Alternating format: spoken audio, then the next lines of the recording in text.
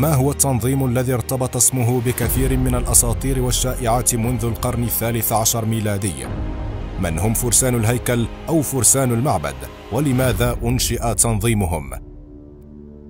كيف تحول فرسان الهيكل من فرسان فقراء مسيحيين وهبوا أنفسهم لخدمة المسيح إلى كيان ذو سلطة عسكرية واقتصادية كبيرة، حتى قيل عنهم بأنهم كنيسة داخل الكنيسة البابوية ودولة داخل الدولة؟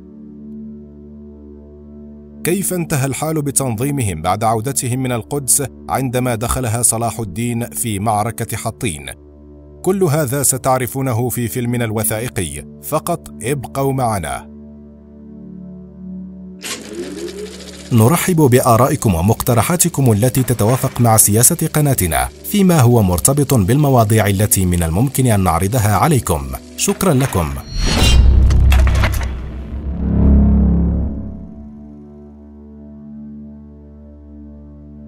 في عام 1096 للميلاد أعلن بابا الفاتيكان أوربان الثاني إطلاق الحملة الصليبية الأولى لاستعادة القدس من المسلمين. كان ذلك العام هو بداية لحروب وحملات صليبية ستغير مجريات التاريخ الذي سيأتي فيما بعد 3 أعوام من إطلاق الحملة الصليبية الأولى، وفي عام 1099 للميلاد نجحت الجيوش الصليبية من السيطرة على مناطق هامة في سوريا وفلسطين بما فيها القدس والأماكن المقدسة. كانت البداية التمهيدية لفرسان المعبد قبل الحملة الصليبية الأولى بسنوات على يد الإسباتارتية، وهي جمعية خيرية أنشأها تجار مدينة أمالفي الإيطالية عام 1070، وقاموا بإنشاء مستشفى القديس جون لعلاج فقراء الحجاج الأوروبيين الوافدين على القدس بموافقة من الحاكم المصري للقدس آنذاك.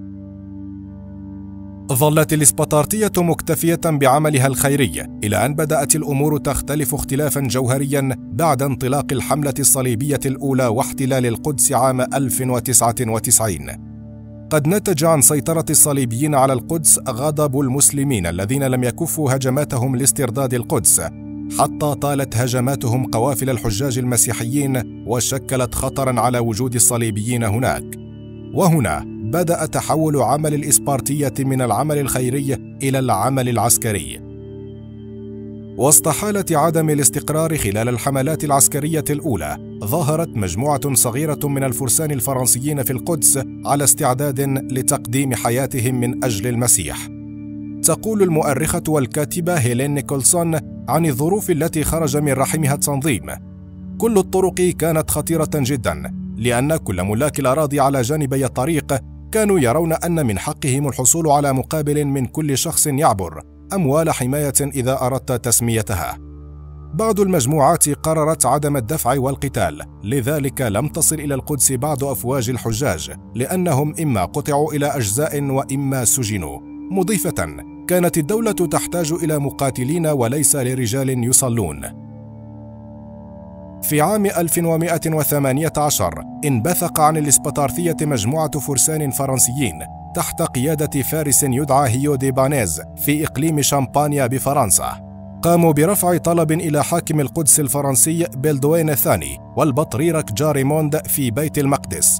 كان يقترح في ذلك الطلب إنشاء تنظيم رهباني يطلع بمهمة حماية الحجيج المسيحيين ومحاربة المسلمين، وفق ما يذكره لنا ستيفن هوارت في كتابه فرسان الهيكل: القصة الأساسية. تقول المؤرخة هيلين: ذهب هؤلاء إلى بطريرك القدس رأس الكنيسة هناك وقالوا: نريد أن نفعل شيئا لمساعدة الصليب، نحن فرسان. فقال لهم: مقابل خطيئتكم آمركم بحماية طرق الحج. كان تشكيل تنظيم فرسان الهيكل أول حدث في التاريخ يؤمر فيه تنظيم ديني بحمل السلاح، فقد كانوا تابعين فقط ومباشرة للبابا، وخلط التنظيم بين حياة الرهبنة وحياة الفرسان. يشرح شين مارتن مؤلف كتاب: كان هؤلاء مقاتلين وفرسانا مدربين على مستوى عال، كانوا على مستوى آلة الحرب في العصور الوسطى، ما يساوي دبابة حاليا. كانوا فرسانا مسلحين بالكامل على أحصنة مسلحة أيضا، أقوياء جدا. لذلك كان بإمكان فارس واحد أو اثنين حماية طريق بأكمله وجعله آمناً، موضحاً أنهم طلبوا أن يكون مقرهم الرئيسي في المسجد الأقصى، والذي كانوا يشيرون إليه باسم هيكل سليمان، ذلك الذي دمره الرومان عام 70 بعد الميلاد إثر ثورة اليهود. كما يروي الكاتب أيضاً: لم يكن هناك شيء متبقي منه، لكنها كانت منطقة تسبح في الميثولوجيا. وافق الرجلان على هذا الطلب الحماسي، وجهز بيلدوين للفرسان مقراً في جناح من قصره الملكي في جبال الهيكل في المسجد الأقصى، وأطلقت المجموعة على نفسها اسم فرسان الهيكل، والجنود الفقراء للمسيح والهيكل، وذلك كونهم فقراء فعلاً وخرجوا لمهمة اعتبروها مقدسة.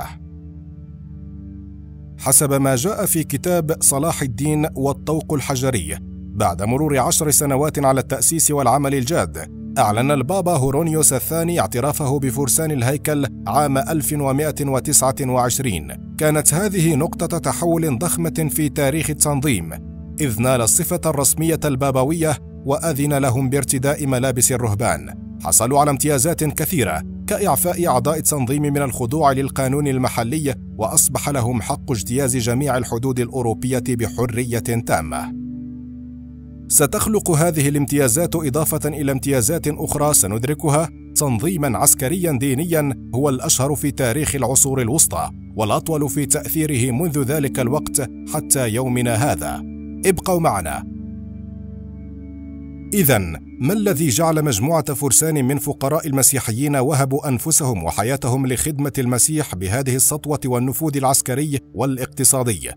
تقول هيلين: الناس في الغرب سمعوا عن ما يفعلونه وقالوا لأنفسهم: مهلا، أريد المساعدة، لذا أعطوهم أموالا، وكذلك أعطوهم أراضٍ، والتي كانت تعود عليهم بعائد مادي. تبرعت العائلات المالكة والتجار أيضا للتنظيم، متسارعين لشراء موقع في الجنة كما تصوروا، وأعفي فرسان الهيكل من دفع الضرائب، فقد كانوا رجال البابا الأقوياء ليصبحوا ثاني أغنى مؤسسة في أوروبا بعد الكنيسة. لم تكن التبرعات المصدر الوحيد لثراء الفرسان، إذ كانوا أول من اخترع فكرة الشيكات البنكية، وكانت الفكرة على أن يدفع الحاج إلى الأرض المقدسة مبلغاً مالياً في أقرب مقر للفرسان، وهناك يحصل على ما يشبه الشيك بالمبلغ الذي دفعه، وعند وصوله إلى الأراضي المقدسة يسلم الشيك ويحصل على أمواله. هكذا يضمن الحاج أنه لن يتعرض للسرقة في الطريق. رسوم هذه الخدمة ساعدت الفرسان في تكوين ثروة هائلة، وامتلكوا أيضا عددا من مصانع الغزل والخمر والمزارع، ليصفهم مارتن في كتابه السابق الذكر بأنهم كانوا أول الرأسماليين، إذا أردنا أن نطلق عليهم هذا اللفظ. من الشائعات التي تحيط بالفرسان وتربطهم بمصدر مختلف تماما لثرواتهم التنقيب عن الآثار الدينية. في هذا الشأن توضح باربارا فرالي المؤرخة بمدرسة الفاتيكان لعلم الباليوغرافيا: كانت الآثار الدينية تمثل هوسا للمجتمع الأوروبي في ذلك التوقيت.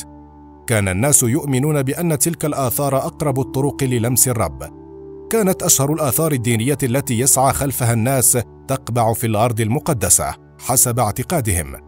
تستأنف باربارا: دون شك كان لدى الفرسان شغف بالآثار الدينية، كان الأمر أشبه بالهوس. يقول مارتن في كتابه: هؤلاء الذين أتوا إلى البلد كانوا على استعداد للقتل، ليس فقط اليهود والمسلمين، ولكن أيضا المسيحيين المحليين، في طريق بحثهم عن الآثار الدينية. أما عن التنقيب تحت الحرم القدسي وجبل الهيكل، يقول عن ذلك الدكتور أدريان بواس الأستاذ بجامعة حيفا: بالطبع حفروا أسفل الحرم القدسي، لا شك في ذلك، لأننا نعلم أنهم كانوا ينفذون عددا من عمليات البناء، حمامات ومستودعات وقصر جديد، وربما أيضا حفروا ممرات تحت الحرم القدسي. كانت الامتيازات التي قدمها البابا هورينيوس الثاني الذي عرف بدهائه مصحوبة بشروط أهمها الولاء والامتثال التام للبابا والبابا فقط، وألا يتزوج أعضاء تنظيم، وأن يوجهوا نشاطهم العسكري فقط في الحروب الصليبية ضد المسلمين والدفاع عن الأرض المقدسة، وبالفعل شكل فرسان الهيكل كتيبة قوية من الفرسان المهرة الذين ساهموا في إراقة دماء أعداء البابا من المسلمين. كانت كتيبة فرسان الصليب هي الأقوى في الجيوش الصليبية. يعود هذا الأمر إلى دقة التنظيم في اختيار أفراده وفق شروط معينة وتدريبات مبدئية قاسية. الغريب في الأمر أن عدد الفرسان في الجيش الصليبي كان دائما نحو 500 فارس فقط، إلا أنهم حققوا انتصارات كبيرة ضد جيوش المسلمين، وألحقوا بهم الخسائر في معارك الحملات الصليبية، ويمكن القول بأنهم كانوا قوات خاصة أو قوات نخبة. الكأس المقدسة وفرسان الهيكل. إحدى الأساطير التي ارتبطت بالكأس المقدسة كان عثور فرسان الهيكل عليها أسفل جبل الهيكل في القرن ال19. عثر على ممر أسفل جبل الهيكل ضمن مئات الممرات أسفل القدس نفسها، كما يروي أحد الأفلام الوثائقية. أما أشهر الآثار الدينية التي قيل إنها وقعت في أيدي فرسان الهيكل فكان ما عرف لاحقا بكفن تورينو، وهي قطعة كتانية قيل إنها كانت الكساء الذي كفن فيه السيد المسيح أثناء دفنه.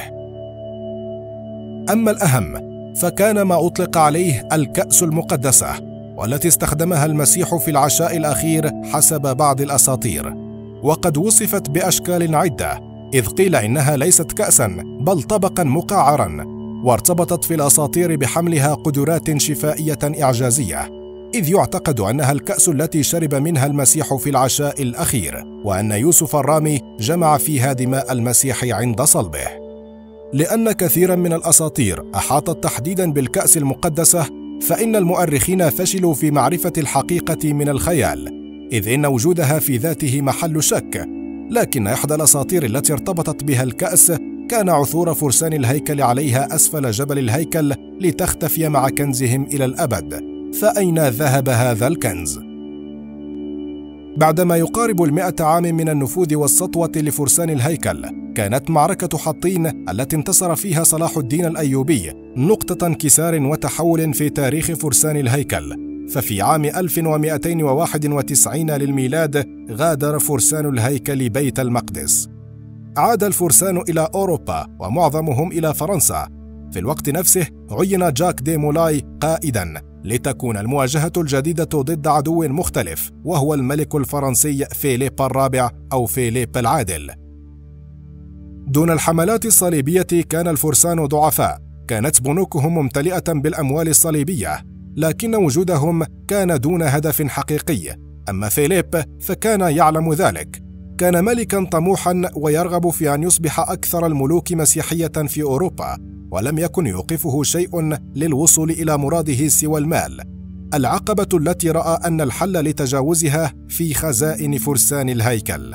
يروي مارتن: كان فيليب يستعير أموالا من الفرسان لتمويل حروبه ضد الإنجليز، وفي سنة 1307 كان شبه مفلس بشكل بائس. قبلها في سنة 1306 احتمى فيليب في مقر الفرسان بعد احتجاجات غاضبة لتخفيضه قيمة العملة، وهناك شاهد بالفعل كنوزهم، والتي كانت ذهبا وعملات وأشياء أخرى. كان قصر الفرسان في باريس مبنى محصنا احتفظوا فيه بكل عملاتهم الصعبة. كان الفرسان يلعبون دور البنك سواء للملك أو للأثرياء في باريس. أوضحت باربرا فرالي كيف تحولت العلاقة بين الملك وفرسان الهيكل. كانت مملكة فيليب على حافة الإفلاس، كان بحاجة إلى أموال فرسان الهيكل. في بدايات 1300 لم يكن هناك سبب لوجود الصليبيين مجددا. قرر فيليب تحييد الفرسان ومصادرة ممتلكاتهم، لكنهم لم يكونوا تحت إمرته، إذ كانوا يتبعون للبابا مباشرة، وكانت شعبيتهم كبيرة جدا. نشر فيليب الرابع شائعات مسيئة وسلبية عن الفرسان، كانت أشبه بالسم الذي استخدمه فيليب لتدمير التنظيم. لم يكتفي فيليب الرابع بترويج الشائعات ضد الفرسان، بل زرع جواسيس أيضا بين صفوفهم، وعادوا ليخبروه بحدوث أشياء غريبة داخل التنظيم.